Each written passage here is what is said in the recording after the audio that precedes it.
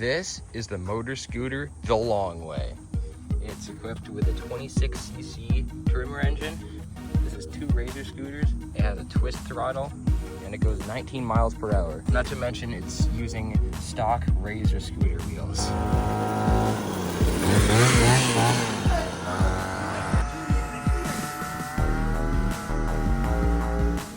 long way. I'm gonna make a motor scooter the long way. Notice anything different? I solved this scooter in half.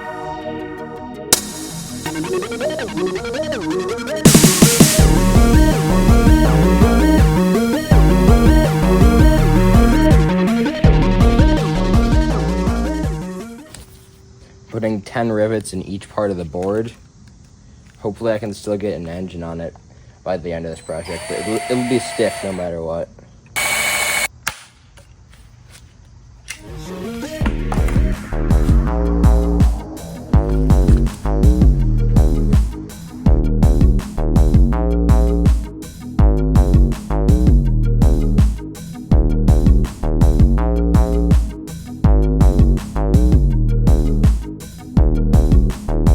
It's all finished. It's time to take it for a test ride. Listen to that thought. Wait, maybe? Oh! Yeah, I can. This is a single length scooter. And this is the double length scooter right next to it. I've cut out the annoying process of making a motor mount for this, but here we have the steel angle. I cut out a curve to go around the flywheel. We got some 1024 screws in there. Those are in there with some blue Loctite so they won't fall out. Still working on the socket drive. Got the 5/8 socket for the drive to go on the output shaft. And the scooter here, I've drilled holes in the top so that I can get some 1/4-20 screws in here. Those 1/4-20 bolts will come through here. I'll screw a nut on the end of these, and it'll be another friction drive.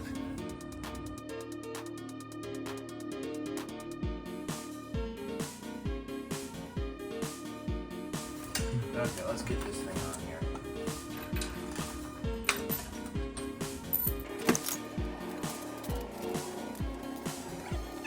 This is looking so good. So compact and skinny. We're definitely gonna need a skid plate for this gas tank. Instead of using this drive socket and using washers as a bushing, we're using this pipe fitting with this. This will be our drive socket on the end, and we have here this. Just came with a trimmer. It was on there before. This is like the clutch spacer. This is going to go all the way on there, and once that's screwed on, that'll be perfect distance for the scooter wheel.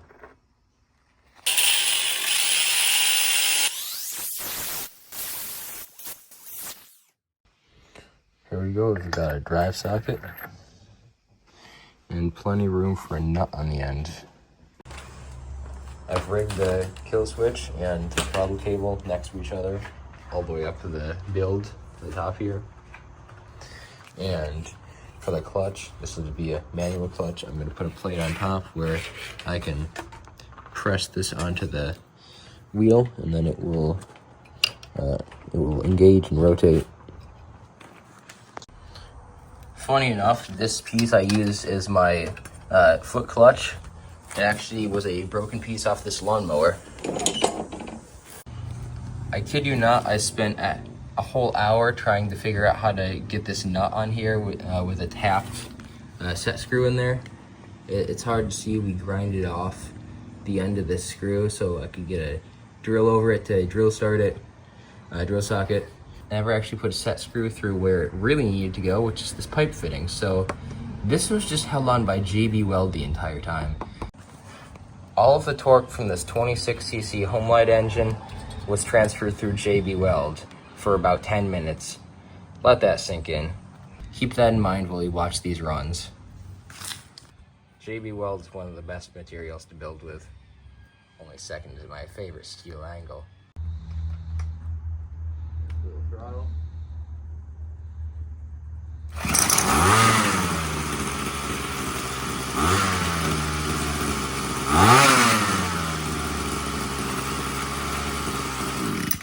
Drill start. Okay.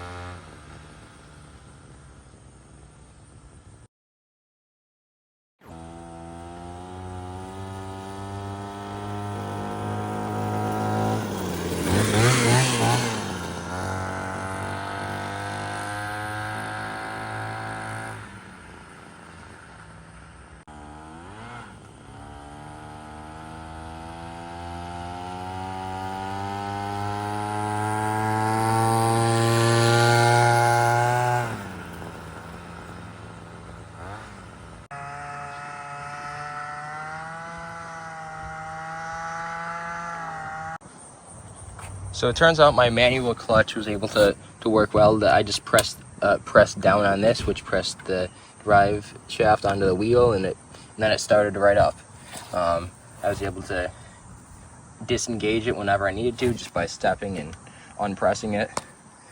At the end of the video there, this drive shaft came loose from the flywheel, so I need to reattach that somehow.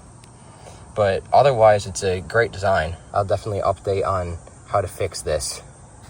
Not to mention, it's using stock Razor scooter wheels. Here's a look at the engine mount. We have steel angle going all the way around. Got 2 bolts holding it in there. We have our twist throttle and on-off switch. The steering is kind of janky. It understeers a lot. You need to foot brake it so far. I might put rear brakes on it someday, but for the time being, it's just going to be foot brakes.